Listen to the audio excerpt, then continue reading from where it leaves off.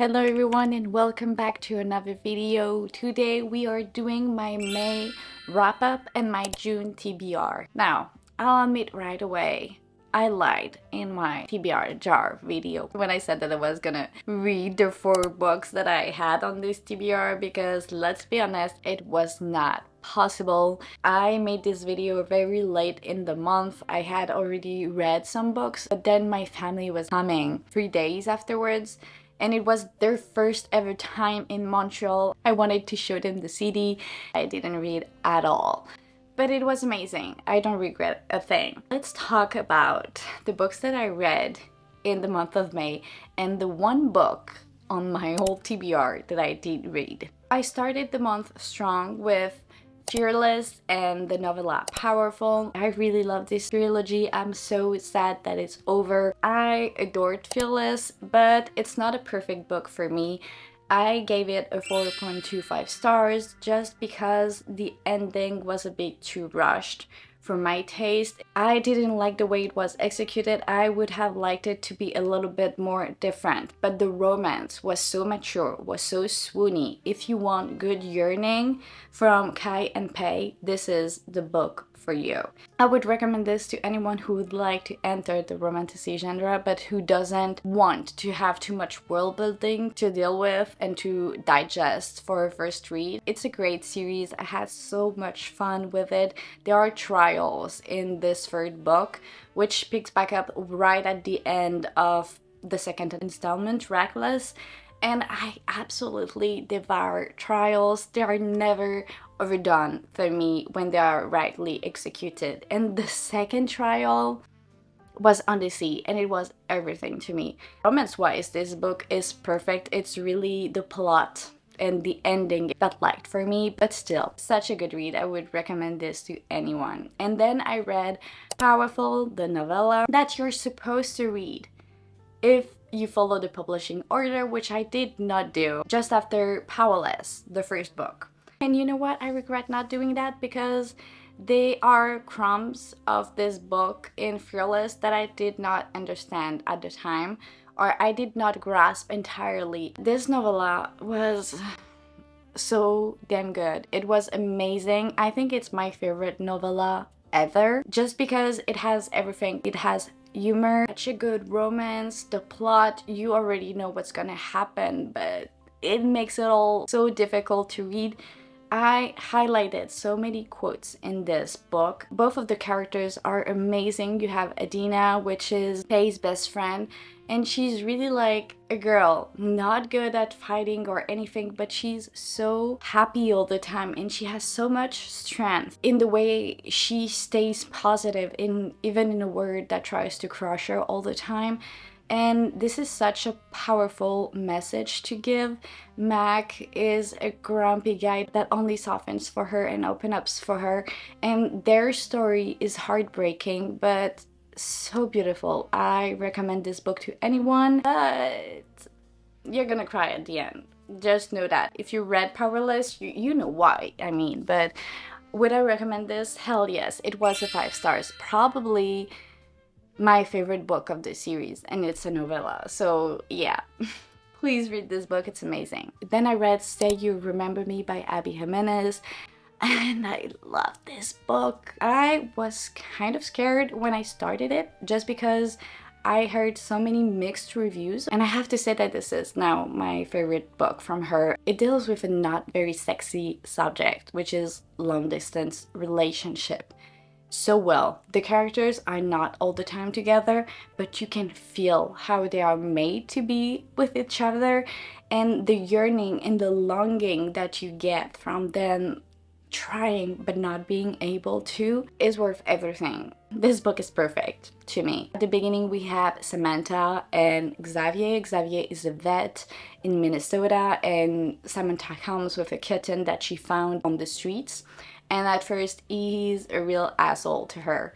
But then they finally get on a date. It goes so well. It's hilarious. But then at the end of the date, she's like, it was amazing, but I'm going to live in California and I'm not coming back. And he has to stay in Minnesota because he just opened his clinic and he can't move. So at first he tries, and they try to forget each other, but they realize really fast that they can't, and they try to make it work. This book has everything to me. It was fun, it was heartfelt, it was swoony, it dealt with a lot of very dark and difficult issues with a lot of care and consideration. There is an amazing dementia trope, an amazing narcissist representation. I felt seen by so many things in this book. I agree that this is one of her saddest books, but it's so deserving of being loved. I don't understand why so many people don't like it when I'm obsessed with this book. It's a 5 stars to me. That being said, a lot of people critique this book because it has a lot of pop culture references about like Akatar or recent monster jokes that I personally found funny. So I don't know what that says about me, but I really liked everything this book had to offer. But if you don't like those pop culture references, maybe this is not the book for you. Then just before my family came, I finished Silver Elite, which is the only book from my May TBR jar, and it was the one disappointing read of the month. I liked it, but I was not obsessed with it. I'm not even sure that I'm gonna read book 2.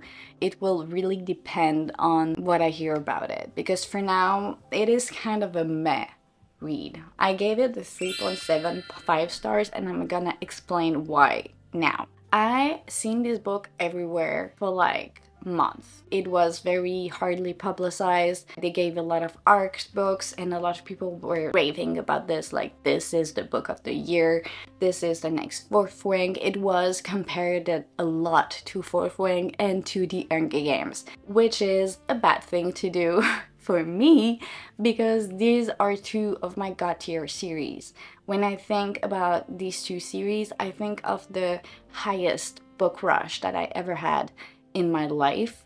And even if I know that this book is not going to be the same thing, it gave me really high expectations of what this book could be. Now, let me say it right away, it has nothing of Fourth Wing.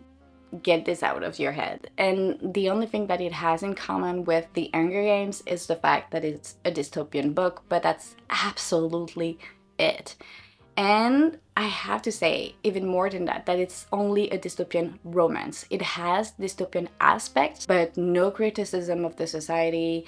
The world building is very light. It doesn't go very deep in that way. It's mostly a romance that happens in a dystopian world, and that's absolutely it. It centers around the romance. And I would not have minded it if I liked the romance, which was not the case. It was supposed to be an enemies to lovers, or at least a rivals to lovers. You don't feel the enemies or rivals at all. When they meet, it's instant attraction, instant lust. She does everything at the beginning of this book to piss this man off, and he's always trying to save her ass. He's always following her around. He tells her that he's obsessed with her. He hasn't talked that much to her. I was very confused about why these two characters were interested in each other except of lust, and I want more in a romance than just lusty feelings. Then the tension before spicy moments ended very fast.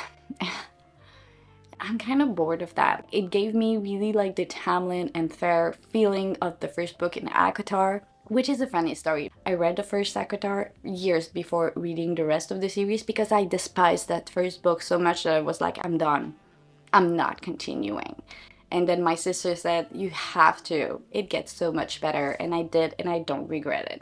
But I hated Tamlin. I was like, in no way am I reading 3+ books in a series about this couple, about this man. Like, no, I'm not interested in that. Well, this is the same kind of feeling. I'm like, this is the first book. The tension ended near the middle of the book. And now I'm supposed to be rooting for this couple that I don't care about for the next books in the series. Like, really?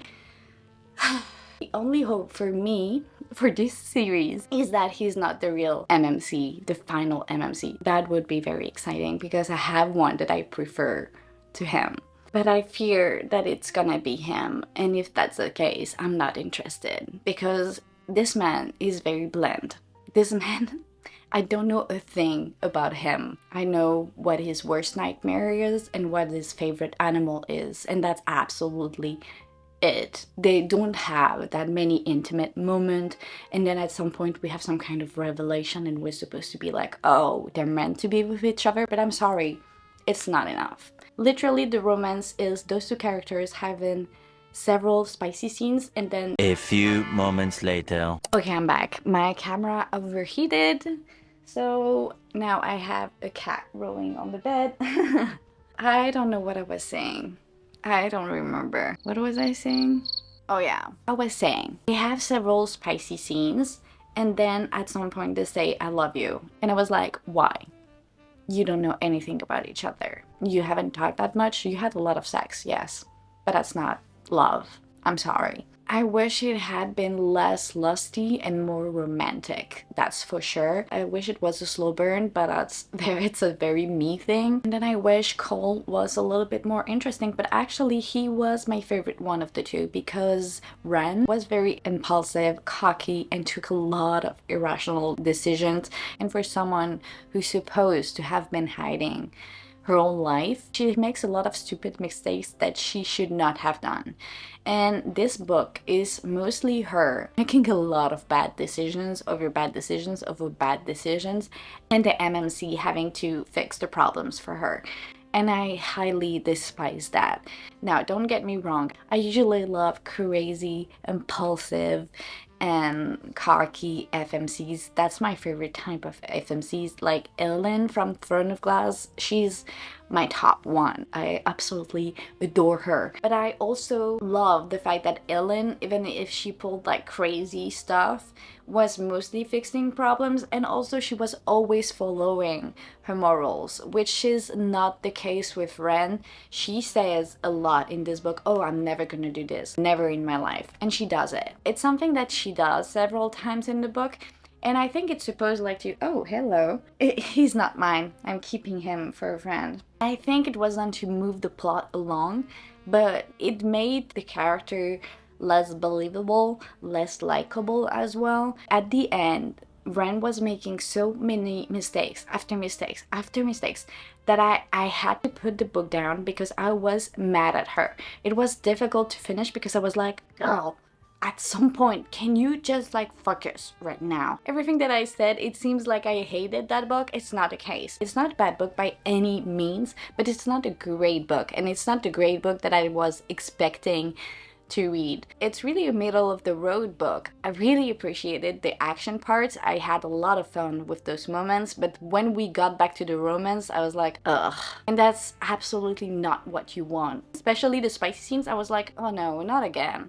I don't care about it. I usually adore spicy scenes. I think this book, it's bingeable, is fun to read. It was the last book that I read in the month of May. Then I started one, which is Shield and Sparrow, but I haven't finished it yet, so I'm not gonna talk about it in this wrap-up. I ended up reading 4 books in the month of May, which is better than the one that I read in April. It's still not ideal, but you know what? I had my family, I had good reasons, and I will try to do better, read more, and create better content for you guys. Now let's talk about the books that I want to read in the month of June. So as I said, I already started Shield and Sparrow, but I haven't read like 3 of the books that I had on my TBR last month, and I really want to get to them. I'm not gonna do another TBR prompt jar just because I know that if I pick too many books, I'm not gonna read them. I just want to read those books this month. So I'm gonna pick back up the 3 books that I was supposed to read last month, which is Phantasma, On Wings of Blood, and Caught Up by Liston 40. If you want to know a bit more about those books, I made a video with a TBR jar, which is very short, so you have the time to go watch it now if you want. I'll wait. Are you done? Did you watch it? Okay, we are back. My camera overheated. again.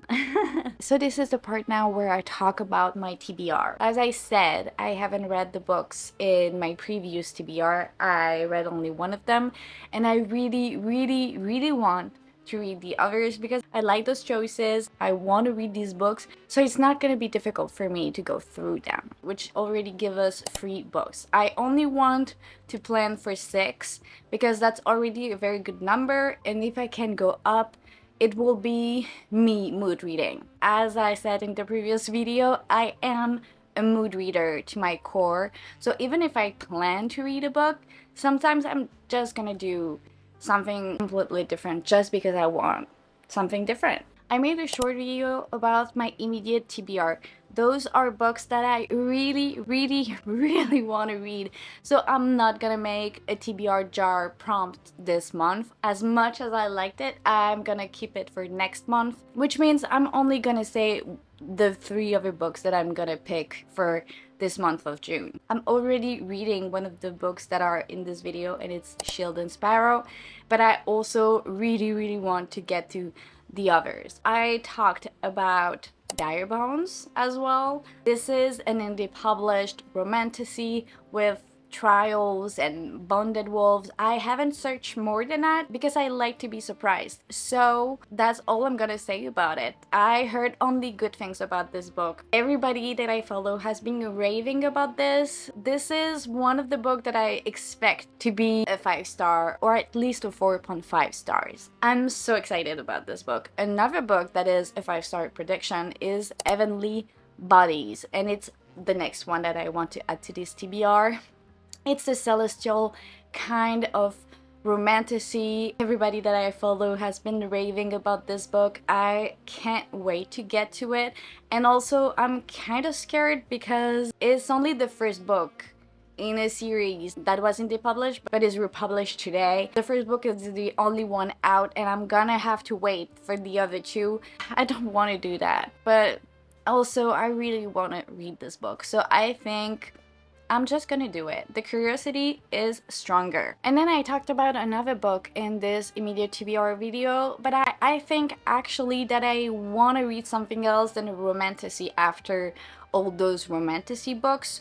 Releasing 10 from Chloe Walsh just came out, and I haven't read Taming 7 just because I heard really mixed reviews about Taming 7. Actually, not mixed. People were disappointed about this book, and I wanted to wait for at least another book coming out so I can read them back to back. I think I'm gonna do Taming 7 and then I probably read Releasing 10 afterwards. So this is it. I think I added one more book to my TBR of 6. But for now, I'm just gonna put Taming 7 and then hope for the best. Because as I said, I'm a liar, and it's really possible that I don't read all of these books for the month. This is my hopeful TBR. So to recap from my previous TBR that I add to this one, we have Phantasma, On Wings of Blood, and the last one, Caught Up. Then I'm adding Dire Bones, Heavenly Bodies, and Taming 7. This is my TBR of the month. I'm so excited about all of these books. I'm really hoping that I get to read them all, so I have more books to talk to you about in the next wrap-up. I guess this is it for my May wrap-up and June TBR. I'm very interested to know what is your TBR for this month. Do you have the same books that I do, or have you read already some of these books, and what do you think about them? I'm always curious to know, always curious to learn about new books that I can add to my endless TBR. So let me know. Thank you for watching, you guys, and I guess I'll see you next time.